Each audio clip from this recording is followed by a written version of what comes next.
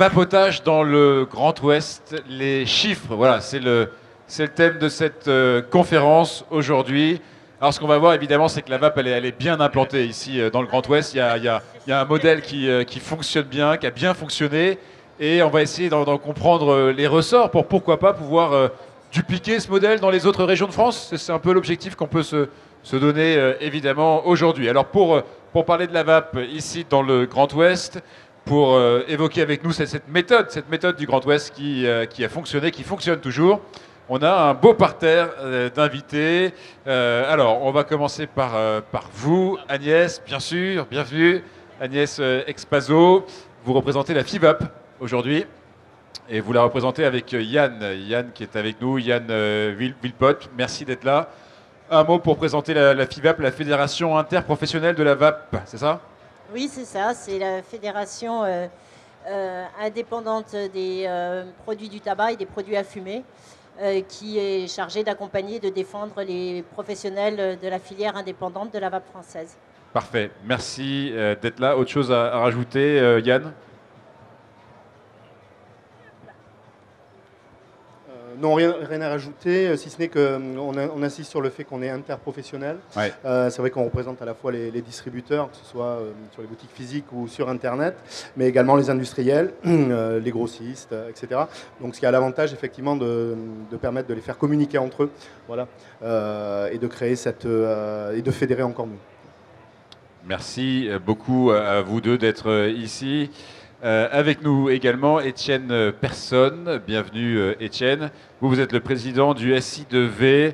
C'est un syndicat pour les indépendants de la vape relativement récent. Un jour on arrêtera de dire ça. Maintenant ça a quoi, ça a 6 mois ? On va fêter nos 1 an en avril. Un an en avril. Un mot peut-être pour vous présenter ? Alors voilà, moi je suis Étienne Personne, je suis le président donc, du syndicat interprofessionnel des indépendants de la vape, le SI2V. Ouais. Et je suis également un petit commerçant bordelais. Donc je suis également dans le Grand Ouest, ouais. Donc impliqué aussi dans cette conférence. Parfait, merci d'être là. Avec nous également aujourd'hui Julien Cellier. Vous êtes rédacteur en chef adjoint de PGVG Magazine. Oui, c'est ça. Et de l'écho du liquide aussi. Très bien. Donc PGVG Magazine, en un mot pour ceux qui ne connaîtraient pas éventuellement. PGVG Magazine, c'est le magazine des professionnels de la vape, distribué à plus de 5000 exemplaires en France et dans 8 pays francophones, Canada, Belgique, Suisse, Maghreb, etc. Parfait. Merci d'être là. Et avec nous également pour cette conférence, pour dresser ce portrait de la vape dans le Grand Ouest, on a Jacques Lewezek, Amzer Glass. Jacques, vous êtes tabacologue avec nous. Je suis tabacologue et puis je suis aussi surtout organisme de formation. De formation, exactement. Et Michael Amoudi, vice-président de l'association Je ne fume plus, notamment. Oui, c'est exactement ça, oui, vice-président de l'association Je ne fume plus. Et aujourd'hui, je voulais réunir ces acteurs pour aborder le sujet des chiffres, ouais. Qui sont des chiffres importants sur le Grand Ouest et peut-être pouvoir essayer de répondre à quelques questions. Et pour commencer, la première question que j'aurais pour vous, messieurs, dames, ça serait quelles sont déjà aujourd'hui vos actions en France vis-à-vis de vos activités, que ce soit au sein de la FIVAP, du SI2V, de Amzer Glass ou encore de PGVG, pour démocratiser la vape, la faire connaître, et quels sont aujourd'hui les impacts ou la visibilité que vous avez sur cette région Grand Ouest. Agnès. Honneur aux dames. Quels sont j'ai pas compris la fin de ta question, Alors, Michael, il y a un peu de musique là. Quelle est la visibilité en fait que vous avez sur cette région Grand Ouest ? Tu parles en nombre d'adhérents ou en... Ça peut être en nombre d'adhérents, ça peut être Alors aujourd'hui, en mission associative. Aujourd'hui, la FIVAP regroupe environ 700 adhérents et il y a environ 1/5 des adhérents FIVAP qui sont situés sur la région Grand Ouest. Donc voilà, et le reste des adhérents sur le reste de la France. Il y a bien sûr davantage de boutiques que de fabricants, mais il y a aussi pas mal de fabricants de liquides sur la région Grand Ouest, et puis pas des moindres, et des boutiques physiques aussi beaucoup. On peut peut-être en même temps parler un peu de chiffres. Est-ce que vous avez des chiffres ? Est-ce que vous êtes capable, en dehors en fait, du nombre d'adhérents, de quantifier aussi les non-adhérents, j'imagine, car... Alors les non-adhérents, je pense que c'est plus des gens comme PGVG qui vont pouvoir répondre à ce genre de questions, puisque eux ont une base de données qui porte sur l'ensemble des professionnels de la VAP, alors que nos bases de données à nous portent sur les adhérents FIVAP. Ce qui fait sens. Jacques, de ton côté, toi, au niveau de tes formés, est-ce que tu constates, au niveau de tes chiffres, les formés qui sont beaucoup plus présents dans la région du Grand Ouest, ou est-ce que c'est bien étalé en fait sur toute la France ? En termes de formation, c'est assez développé un peu partout, à part, je dirais, peut-être dans l'Est de la France, où j'ai jamais fait aucune formation. Certaines villes qui sont surprenantes, Toulouse, jamais. Après, bien évidemment, alors la toute première formation que j'ai faite, c'était à Montpellier. Mais après, bien évidemment, par ma présence en Bretagne, il y a eu une très forte demande en Bretagne pendant un certain temps. Maintenant, j'ai de la demande à peu près partout. Aujourd'hui, c'est combien de formés à peu près selon... Alors, sur la formation de base que je fais depuis 3 ans, on est à peu près 430 personnes formées. Réparties sur toute la France, donc c'est ça. Réparties sur toute la France. Merci Jacques. Étienne, de ton côté, qu'est-ce que tu as pu constater Effectivement, il y a quand même des acteurs intéressants dans le Grand Ouest. Je pense que ça s'est développé peut-être un peu plus tôt aussi. Nous, on constate avec le SI2V qu'on a quand même pas mal d'adhérents qui sont aussi sur ce secteur-là, un peu moins dans l'Est. Je rejoins un petit peu Jacques. C'est vrai qu'il y a quand même des zones, l'Occitanie par exemple, est une zone assez difficile. Et quand on compare effectivement avec les chiffres, par exemple, de la prévalence tabagique en France, les chiffres datent quand même de 2017, on constate qu'il y a quand même des zones où il y a une prévalence qui est quand même assez importante, où il y a moins de VAP qui va être implantée dans ces secteurs-là. Oui. Yann, de ton côté aussi, tu as des choses à ajouter par rapport à ce qu'a dit Agnès ou... Moi, le seul repère que je pourrais avoir, c'est par rapport à ma casquette effectivement, de gérant de Vapoclop. Nous, on est sur Internet. Aujourd'hui, on n'a pas particulièrement de disparité sur nos bases de données. C'est vrai qu'on se développe pas... on se développe sur toute la France. Par contre, effectivement, il y a peut-être un élément qui pourrait expliquer que sur la façade atlantique, sur le Grand Ouest, il y ait une plus grande sensibilité peut-être des fumeurs à arrêter, se diriger vers la vape pour arrêter de fumer. On est quand même, on le sait, sur des CSP+, sur la partie ouest, qui ont peut-être plus cette démarche vis-à-vis de leur santé et cette démarche d'accéder en fait à ce discours de réduction des risques. Voilà. Donc ça, c'est juste peut-être un élément que je jette un petit peu en l'air, en pâture, on pourra en discuter, mais c'est peut-être une voie de réflexion. C'est un débat aussi. Voilà, c'est peut-être une voie de réflexion, une approche plutôt socio de l'approche à la réduction des risques. Moi, j'ai un élément de plus, et on le voit bien dans le baromètre santé 2017 sur la répartition des fumeurs. Et on voit très bien que là où il y a des frontières avec des cigarettes pas chères, il y a plus de fumeurs. Et sur la façade ouest, faut y aller à la nage, donc c'est plus compliqué. C'est peut-être ce qui explique aussi, et en particulier pour chez nous en Bretagne, c'est une évidence, quoi. La Bretagne est l'endroit où on vape le plus. Peut-être c'est aussi à cause de ça. Grâce à ça.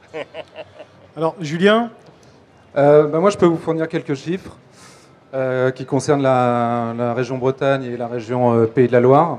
Alors, je vais juste te couper 2 minutes pour bien rappeler à tout le monde. En fait, PGVG, c'est un acteur qui est là depuis le départ en termes de communication auprès des professionnels. C'est aussi un acteur qui est enregistré auprès du ministère pour pouvoir communiquer auprès des professionnels.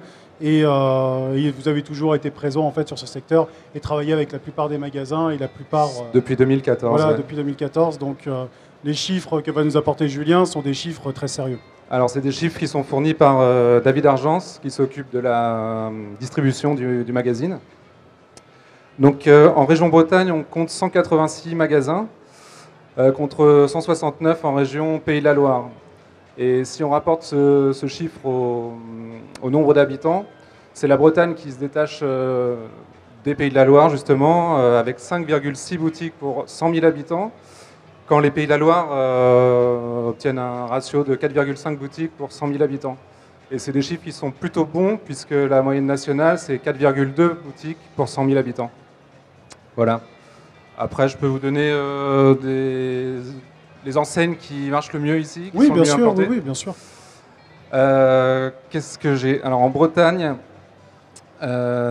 c'est le réseau Ozone qui est leader. Ah, nous avons Agnès qui est responsable de ce réseau. Félicitations. Et ensuite viennent Jewel, Alterasig et Clopinette. On peut aussi citer Ecovapoteur, la Cabane à Vape et l'Oliclop. Pour ce qui est des Pays de la Loire, c'est Planète Vapo qui arrive en tête, suivi encore par Clopinette qui est bien implanté dans le Grand Ouest, Cyclope et Vape Access. Et on peut citer aussi CE Vapo, ou Ce Vapo, je ne sais pas comment ça se prononce, Ecovapoteur et Culture Vape. Voilà. Merci Julien. Aujourd'hui, on constate en fait que la région Bretagne est relativement bien développée. Donc les chiffres que tu nous as fournis enfin la région du Grand Ouest pardon, est vraiment bien développée. Ces chiffres que tu nous as fournis sont très intéressants. Qu'est-ce qui, selon vous, pourra répondre en fait à cette disparité territoriale en France, d'avoir une grande région extrêmement dynamique sur les produits du vapotage et d'avoir d'autres régions, tu en parlais tout à l'heure, Jacques, tu disais que du côté de la Moselle, on avait quasiment rien. Tu parlais par exemple de Toulouse ou sur tes formations, tu n'avais pas de demande particulière. Yann précisait aussi le transfrontalier qui peut avoir des incidences notables. Mais si vous aviez votre avis personnel aujourd'hui, quelle serait, selon votre opinion, votre ressenti, la problématique de cette disparité? Agnès? Je sais, c'est une question un peu... Non? C'est de la réflexion, hein, vraiment. Alors avec tout le bureau de la FIVAP, on a levé en fait un comité d'experts, on s'est penché sur le sujet, on pense que c'est l'air marin, l'iode en fait. Et non, plus sans plaisanter, c'est vrai que c'est très très compliqué en fait. Cette question est très très compliquée parce que je pense qu'elle relève de plusieurs paramètres. Elle relève à la fois peut-être de la notoriété de certains acteurs sur le Grand Ouest, de l'historique, de la manière dont la vape a été perçue, dont elle a été communiquée. Je pense c'est lié également à l'action, à la présence de justement de certains industriels de la vape, que ce soit sur la Nouvelle-Aquitaine, que ce soit effectivement en Bretagne, qui ont également été très actifs, qui ont participé de la communication. Je parlais tout à l'heure de cette notion effectivement de découpe de la France par rapport à l'approche socio-économique. La CSP, effectivement, on sait très bien qu'aujourd'hui ce sont des produits technologiques et le rapport à la santé est beaucoup plus, prégnant effectivement chez les CSP+, hein, les personnes qui vont avoir ce rapport vraiment, cette conscience que la réduction des risques est importante, que ce soit face à l'addiction à la cigarette, que ce soit face à l'addiction à l'alcool, etc. etc. Voilà. Mais je crois qu'il n'y a pas une réponse. Hein. Il y a vraiment plusieurs éléments. Et effectivement, c'est un sujet passionnant, mais par contre qui serait effectivement peut-être un élément d'étude pour une personne en doctorat ou des choses comme ça qui pourrait évaluer toutes les influences effectivement du développement de la vape dans une région plutôt qu'une autre. Et la réponse de Yann m'a un peu inspirée en fait. C'est vrai que j'ai constaté moi en Bretagne en Bretagne particulièrement, parce que c'est la région que je connais le mieux puisque c'est celle où je suis implantée, que les acteurs qui se sont implantés sont des acteurs particulièrement vigilants à l'accompagnement des fumeurs et davantage que des businessmen. Et peut-être que dans d'autres régions de France, il y a eu plus une approche business qu'une approche tiens, je vais partager un produit que j'ai découvert et qui m'a permis à moi d'arrêter de fumer. J'ai constaté ça chez beaucoup de créateurs de points de vente en Bretagne, que c'était des gens qui avaient vécu eux-mêmes l'expérience de l'arrêt du tabac.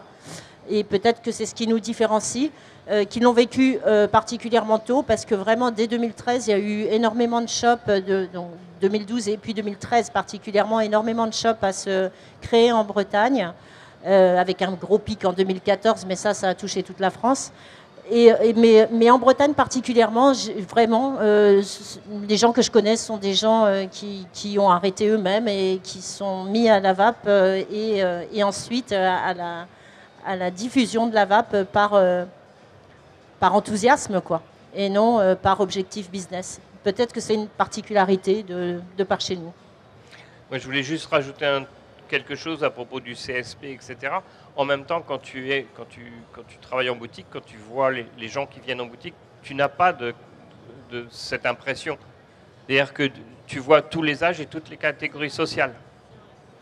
Alors oui, il y a tout, bien sûr, mais on sait que, comment dire, globalement, que ce soit au niveau régional comme au niveau international, on sait très bien que les pays qui sont les plus, comment dire, les plus éduqués, on va dire, globalement, au rapport à la santé, ont plus cette tendance, effectivement, à se centrer sur sa propre santé, à comprendre la notion de réduction des risques, à intégrer un produit qui est quand même un produit technologique. Hein, ce n'est pas un produit aussi simple à utiliser, ce n'est pas quelque chose qu'on colle, on va dire, sur son bras, tout simplement, et dont on écoute, comment dire, où on suit un protocole donné par un médecin. Donc c'est un produit vraiment qui est un produit très très particulier et qui nécessite effectivement de se poser la question, qui nécessite d'avoir fait cette démarche. En plus, on le sait très bien, on sait comment la vape a démarré.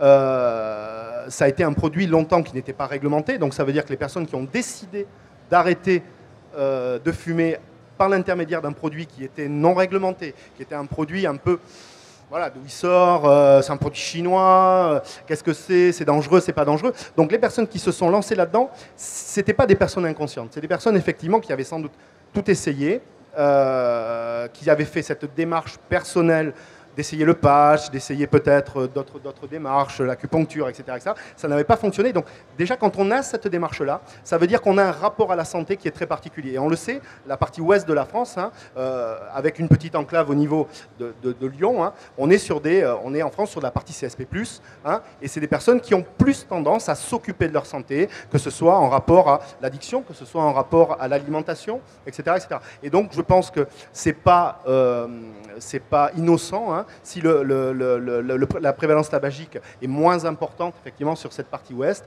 et sur cette partie lyonnaise, parce qu'il y a ce rapport à la santé qui est un petit peu plus important. Ce n'est pas le seul rapport, hein, mais je pense que ça peut être une explication. Et pour faire suite à ce que tu dis, je pense que plus il y a de gens qui vapent et plus il y a de gens qui vapent. C'est-à-dire que les gens sont rassurés aussi de voir des gens autour d'eux vaper et se posent davantage la question de tiens, et si moi j'essayais, quand on voit 2, 3, 4, 5 personnes autour de soi vaper. Et je pense qu'il y a un vrai effet d'entraînement dans la région ouest où finalement on voit énormément de vapoteurs dans la rue et où du coup les fumeurs finissent par s'interroger sur le sujet, quoi. Donc plus il y en a et plus il y en a. Voilà. Et surtout qu'on peut constater que ça peut être également le cas dans d'autres secteurs d'activité. Moi je suis allé faire un petit tour sur le site de l'INSEE par curiosité pour voir la carte des métiers les plus répandus suivant les régions. Et il n'y a pas forcément de facteurs déterminants pour un développement spécifique. C'est comme tu le disais, il y a un entraînement en fait. C'est-à-dire que plus il y a de vapoteurs, plus il va y avoir d'entourage au courant effectivement qu'on est sur un dispositif qui fonctionne. Et ça fait une espèce d'engrenage. En Normandie, il y a plus de boulangers qu'en Île-de-France. En Bretagne, il y a plus de bûcherons qu'en Lorraine. Oui, ce sont les chiffres de l'INSEE. En Aquitaine, on a plus d'aides ménagères qu'en Picardie. Il y a plein de secteurs d'activité comme ça qui ont eu des développements. Bon, après, il y a les métiers de l'agriculture où là, c'est un petit peu différent. Ça dépend effectivement ça dépend des régions. Mais dans certains secteurs d'activité, effectivement, il y a eu des développements beaucoup plus conséquents dans certaines régions. Il n'y a pas forcément de facteurs déterminants à ça.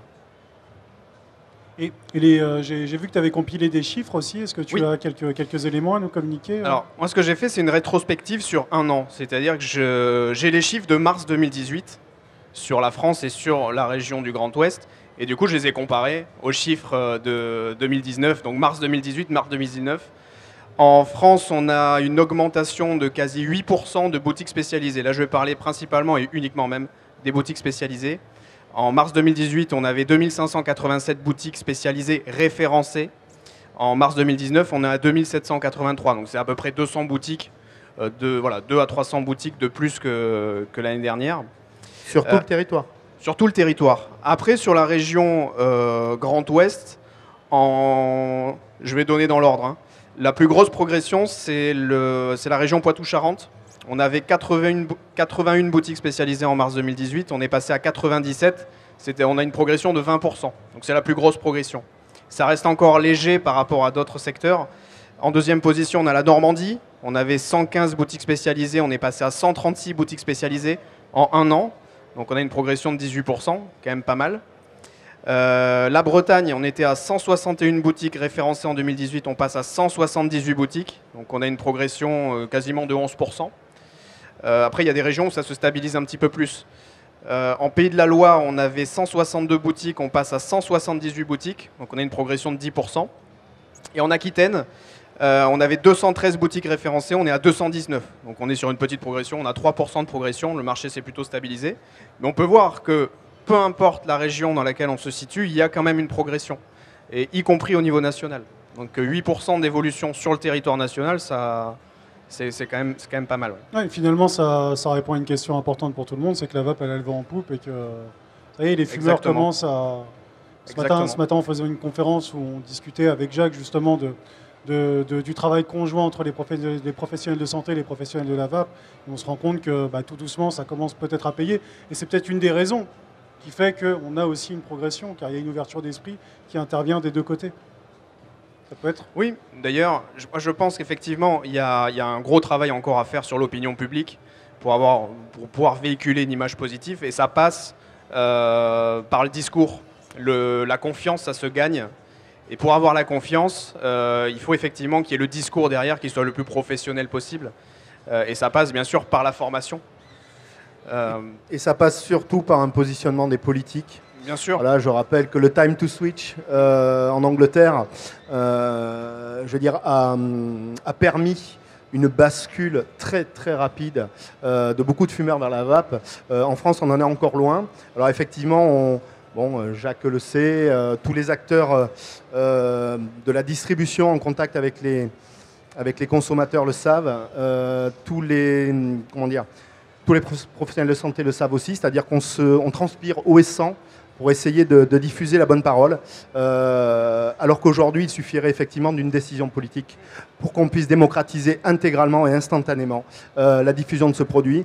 Et moi, à titre personnel, je trouve je trouve vraiment insupportable qu'on soit encore à la bourre quand on touche des points aussi importants de santé publique. Donc c'est un petit appel à un Buzyn, voilà, qu'elle se positionne un peu, qu'elle décide véritablement d'ouvrir les vannes et de s'appuyer sur toutes les études scientifiques que l'on a à notre disposition aujourd'hui, et sur la qualité aussi et la compétence de certains acteurs, et de beaucoup d'acteurs, aussi bien dans les industries que la distribution, et surtout que les politiques se rendent compte qu'à travers Jacques, par exemple, toutes les formations qu'il anime, ce que nous mettons en place aussi au niveau de la FIVAP, qu'on est une filière responsable. Et c'est ça qui est très important aujourd'hui, parce qu'on pourra continuer à faire ce qu'on fait depuis le début, certains depuis 2010, 2011, à évangéliser, à prêcher la bonne parole. Il suffirait aujourd'hui d'un petit claquement de doigts pour que tout puisse se passer beaucoup mieux. Et voilà, donc heureusement effectivement qu'il y a des gens qui continuent à se battre, mais la bataille serait beaucoup moins difficile, effectivement, si on les écoutait et si on nous ouvrait un petit peu les portes. Et malgré ce désaveu des politiques, et ce non-engagement ou cette frilosité, on constate en tout cas pour la Bretagne, pareil, je parle pour cette région-là que je connais particulièrement, on bénéficie néanmoins, malgré cela, d'un soutien assez important, moi je trouve, du corps médical, parce que énormément de nos clients nous sont envoyés par leurs médecins traitants. Voilà. Donc c'est vrai que malgré tout, le corps médical, je pense, s'intéresse, lui, à la réduction des risques, contrairement aux politiques. Oui, c'est ce que je mentionnais ce matin. Effectivement, là-haut, ça bloque. Et puis, il faut, je pense, rien attendre de notre ministre qui est encore ou pas là, enfin, etc. de plus. Mais que Surtout avec les Européennes. C'est le travail de terrain des addictologues, des tabacologues, etc., qui commencent à adhérer à la vape, qui va pouvoir faire remonter les choses. Quand on voit les 4 SAPA du Morbihan que j'ai formés récemment, qui ont réussi à obtenir de l'argent de l'ARS, donc l'organisme qui finance la santé dans la région, pour acheter du matériel et des liquides. Donc voilà, on progresse et je pense que c'est ça qui nous permettra un jour, il y a un moment donné où on ne pourra plus fermer les yeux, quoi. C'est toute l'histoire de la vape. Hein. La vape, elle vient des gens et elle continue de progresser et de croître par les gens. Et de même qu'une boutique fonctionne bien parce qu'elle satisfait sa clientèle et que c'est la clientèle qui lui ramène du monde. Quand vous avez quelqu'un qui vient en boutique et qui vous dit bah, « ça y est, tous mes collègues ou toute ma famille est convertie », on sent bien que voilà, c'est là où est aussi le besoin de formation, de professionnalisation, de reconnaissance du métier et de rassurance justement des fumeurs par rapport à... C'est là en fait où ça va m'amener à ma question suivante. En fait, c'est donc à la vue de ce développement en France, un petit peu de ce maillage territorial un peu particulier et de cette progression de 8% hein, qui est quand même à noter sur un an. Hein, c'est quand même à noter, c'est important. Si vous aviez un mot pour quelqu'un qui a envie de se lancer dans la vape, si vous aviez quelque chose pour pouvoir conseiller quelqu'un à continuer à aider à développer des régions ou des territoires, je sais qu'aujourd'hui, vous, la FIVAP, vous préservez vos adhérents, c'est pour vos adhérents que vous occupez. Je dirais que vous ne poussez pas des gens à créer des activités, peut-être. Qu'est-ce que vous pourriez dire en tant que FIVAP déjà à ce genre de personnes qui souhaiteraient pouvoir aller un petit peu plus loin ? Déjà, quand même, quelqu'un qui souhaite créer un point de vente, la FIVAP a développé quand même tout un espace documentaire pour leur permettre, de les accompagner avant qu'ils soient adhérents, quand bien même ils ne le deviendraient jamais d'ailleurs. Quelqu'un qui cherche à monter un point de vente et qui nous contacte obtient toujours des réponses de notre part, les plus précises possibles. Voilà, on lâche personne. Ce que je voulais noter, je ne sais plus, j'ai oublié, je voulais te dire quelque chose, je ne sais plus, donc quand ça me reviendra. Un conseil personnel pour quelqu'un, alors oui, voilà, j'ai retrouvé ce que je voulais dire. Oui, on note une croissance de 8%, tu disais, sur l'année 2018 par rapport à 2017, c'est ça D'accord, oui, non, d'accord. Croissance de 8% en nombre de shops. En revanche, nous, à la FIVAP, on a quand même noté un chiffre, c'est une baisse du chiffre d'affaires par point de vente. C'est-à-dire que la croissance du nombre de shops s'accompagne aussi du fait que le gâteau se partage. donc fatalement, le chiffre d'affaires par shop, lui, sa progression est en baisse. La progression n'est pas complètement effacée, quoique sur le dernier trimestre 2018, on est vraiment limite sur une stagnation, voire baisse par rapport au dernier trimestre 2017. Voilà. Donc il y a un tassement quand même au niveau de la progression des ventes. Pour parler un petit peu de Agnès, pour remettre dans le contexte en fait des chiffres que l'on donne, il faut savoir qu'au niveau de la FIVAP, en fait, on ne travaille qu'au regard de nos adhérents. En fait, l'échantillon sur lequel on travaille, c'est nos adhérents. Donc, il a la représentativité qu'il a, mais c'est pas sur l'intégralité de tous les acteurs du territoire. Et on a mis en place en fait depuis un peu plus d'un an en fait un baromètre, voilà, où on demande en fait à nos adhérents de remonter des informations socio-économiques. Alors bien sûr, c'est des informations qu'on ne peut pas diffuser, voilà.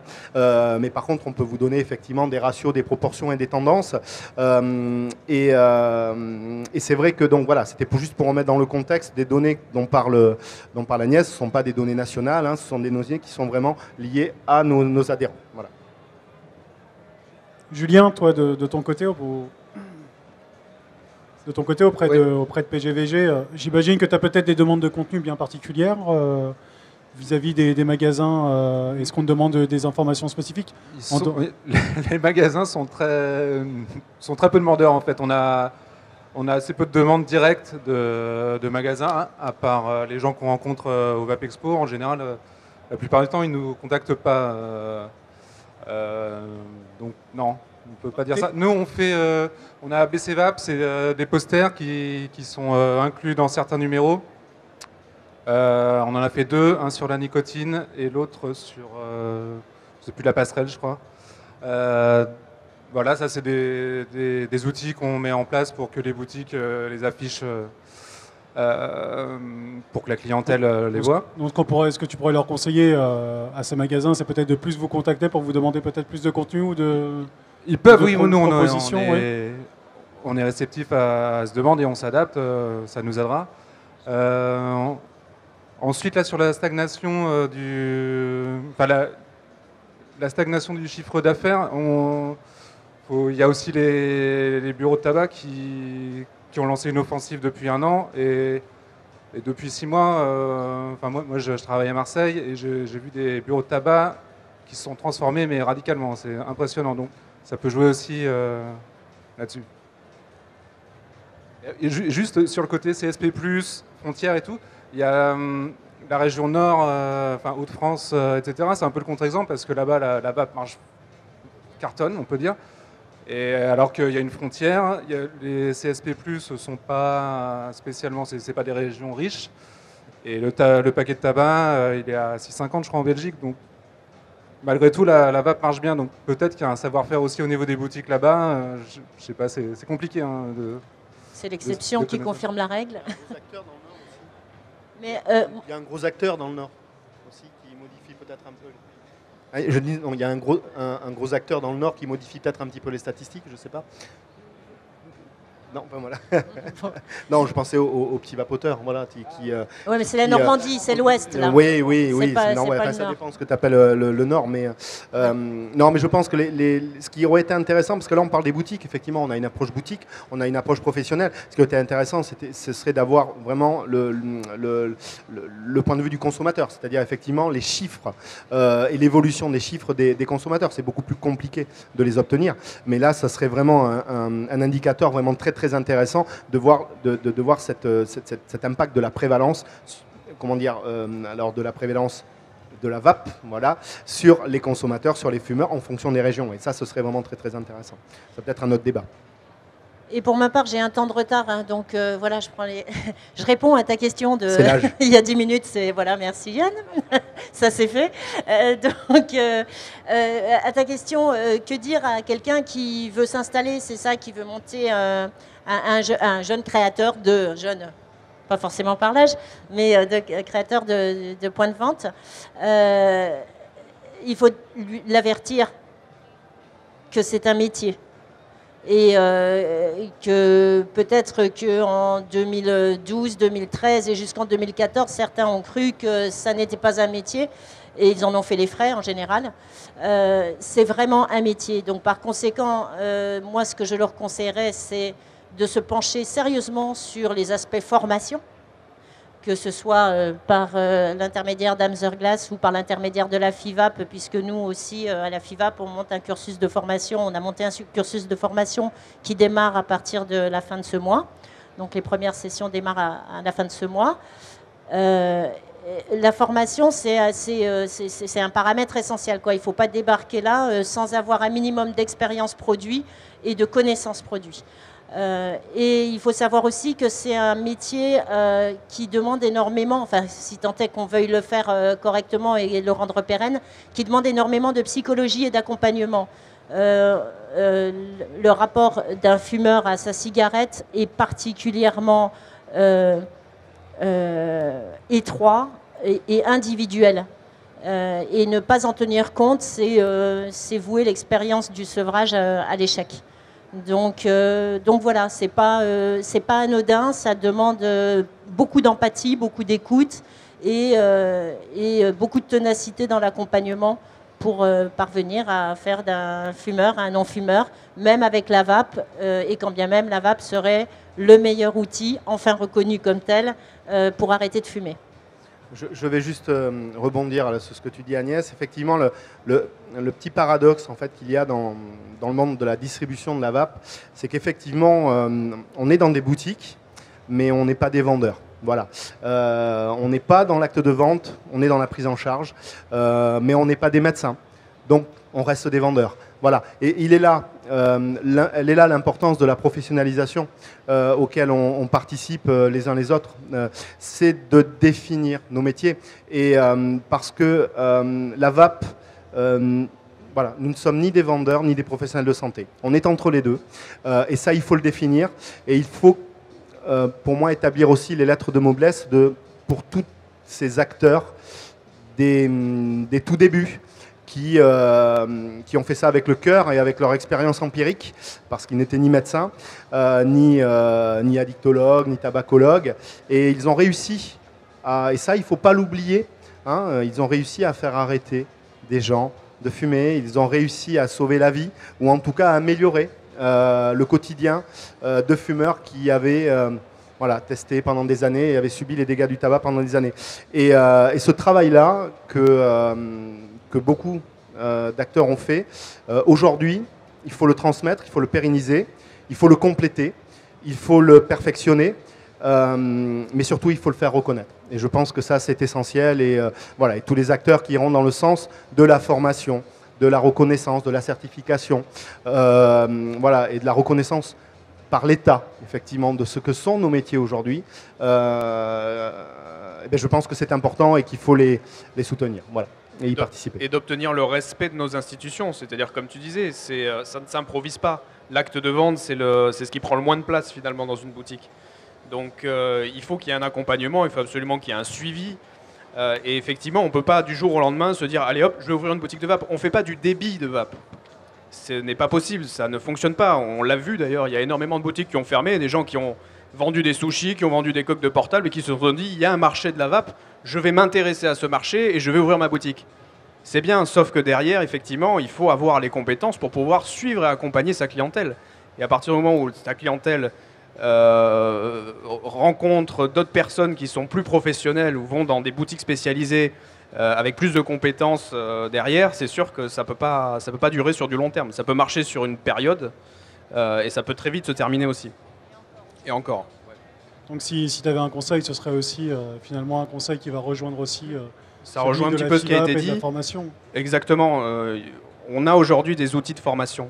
Nous, on a effectivement lancé en octobre une convention de partenariat avec Amzerglas. On a lancé la SimVap avec des modules de formation complets. Et ces formations-là sont accessibles aujourd'hui aux boutiques. Il faut que les boutiques qui ont... On peut toujours s'améliorer. Parfois, on se dit « Oh, la formation, moi, ça fait 4, 5 ans, 6 ans que je fais de la vape, j'ai pas besoin de formation. » Et finalement, il y a des éléments qui nous échappent. Ces éléments, on peut les avoir. Je pense qu'il faut toujours garder à l'esprit qu'on peut continuer de s'améliorer, continuer de se perfectionner pour avoir le plus de résultats possible. D'autant qu'il ne faut pas oublier que chaque entreprise en France paye sa quote-part à des organismes de formation qui sont censés ensuite servir pour former son personnel et pour nous former nous aussi en tant que gérants. Et donc, il ne faut pas hésiter à se renseigner auprès de ces services comptables sur ce qui est un droit auquel nous avons accès, à savoir être formés régulièrement en formation continue. Et merci Agnès. Et pour toi Jacques, si tu avais un mot de conseil aussi, un dernier mot, quelque chose à dire, tu rejoindrais aussi un peu ce raisonnement ? Oui, c'est pas par hasard si j'ai lancé mes formations. Pour moi, c'est quelque chose d'absolument indispensable. Parce qu'effectivement, comme vient de dire Étienne, on a beau être vapoteur depuis 5 ans, 6 ans, avoir une boutique et faire de la pratique tous les jours, il y a des choses à apprendre. Il y a toujours, je vais bien évidemment parler de nicotine, mais ne serait-ce que ça, hein, comme toujours, cette peur de la nicotine, elle est présente chez tous les fumeurs.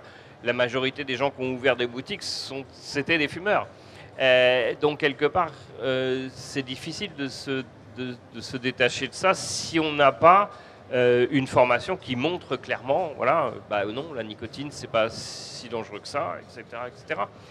Et oui, et la formation, et l'évolution du matériel, l'évolution il y a eu l'évolution de la réglementation, l'évolution de le passage au sel de nicotine par rapport à la nicotine classique. Il y a sans arrêt une évolution dans cette industrie aussi. Hein, qui va très vite. Ça oblige aussi à continuer à se former. C'est-à-dire que c'est pas parce que on a fait ma formation initiale ou que l'on va suivre la formation SIMVAP. D'ailleurs, la formation SIMVAP ne sera accordée que pour 3 ans, avec un renouvellement nécessaire, parce que on est de toute façon dans un domaine qui évolue très très vite et qu'il faut sans arrêt se mettre à niveau. Donc que ce soit effectivement, ce que tu disais c'est très juste, il n'y a pas seulement se former sur l'accompagnement, mais aussi sur le matériel qui évolue très vite, sur les types de produits aussi, je parle là en matière de e-liquide, qui évolue aussi beaucoup.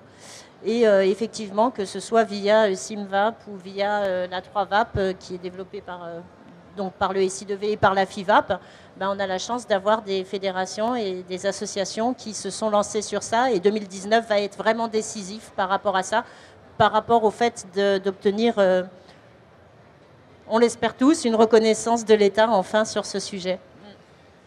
Oui, et puis au-delà de la nécessité de chaque acteur professionnel, que ce soit dans le monde de la VAP ou dans d'autres secteurs, de rester expert dans son domaine. Il y a le fait aussi que la VAP s'est tellement démocratisée et qu'on retrouve effectivement un public qui est de plus en plus averti.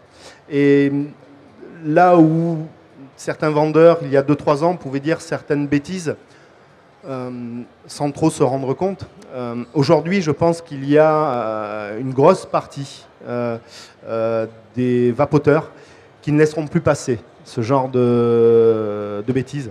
Donc, il y a une nécessité vraiment de devenir expert dans son domaine, de ne pas rester campé, alors je parle en mettant de la place du vendeur bien sûr, hein, sur certaines croyances, voilà, tout ça parce qu'on a l'impression que ça marche. Effectivement, un client qui vient une première fois, on lui propose d'arrêter de fumer d'une certaine manière avec un certain matériel, puis on ne se pose pas trop la question de savoir s'il revient ou pas. Voilà, bon, il est parvenu, c'est qu'il a dû arrêter de fumer, j'ai fait mon truc. Non, peut-être pas, en fait. Peut-être pas. Et je pense qu'aujourd'hui, il y a une vraie dichotomie entre les professionnels qui se sont vraiment centrés sur la prise en charge du fumeur, qui se sont intéressés à ce qu'est l'addiction, s'intéressés à ce qu'est le sevrage, et ceux qui sont restés sur le positionnement de la vente. Voilà, tout simplement, j'ai un produit, il est en vogue aujourd'hui et je le vends. Et je pense que cette dichotomie, elle va faire la différence demain, même au niveau commercial. Voilà, parce que ce sont des boutiques, hein, il faut qu'elles tournent, hein, bien sûr. Et je pense que et ça je le constate moi tous les jours, hein, ce sont les boutiques qui passent le plus de temps avec leurs clients, qui les accompagnent le mieux, qui ont une commercialisation au bouche à oreille la plus naturelle et la plus efficace et qui sont le plus pérennes en fait, sur le long terme. Voilà, donc je pense que même pour ceux qui n'étaient pas encore tout à fait conscients qu'on ne fait pas un métier de vendeur, que ce n'est pas un produit comme les autres et qu'il faut ouvrir ses chakras pour faire ce métier-là, je pense qu'il va falloir qu'ils s'y mettent rapidement. Sinon, ils vont voir rapidement leur chiffre d'affaires baisser et je pense qu'ils vont avoir du mal à pérenniser leur activité dans la VAP. Voilà. Il faut se professionnaliser, c'est devenu indispensable. Et le but de la certification SIMVAP aussi, c'est justement pour les boutiques qui l'auront fait et qui auront formé la majorité de leur personnel, l'obtention d'un macaron qui va pouvoir justement, lorsqu'il sera un peu connu, être un repère pour le fumeur qui veut s'adresser à une boutique, de savoir que les personnels de cette boutique-là ont été formés, sont des professionnels. Et donc ça c'est important. Et pour la petite note, je voulais juste annoncer que lundi, après la dernière conférence que nous ferons ensemble, Amzerglas aura l'honneur de remettre les premières certifications françaises de la vape, boutique et y compris professionnels des liquides. Donc Jacques, donc ça veut dire que la SIMVAP a été reconnue par l'État, ça y est, c'est passé au répertoire national des certifications? La SIMVAP est en cours de dépôt, mais pour obtenir un dépôt de certification, il faut avoir des statistiques. Donc il faut commencer par certifier des gens avant de demander la certification. Il faut commencer par former les gens, tu veux dire, avant d'obtenir la certification.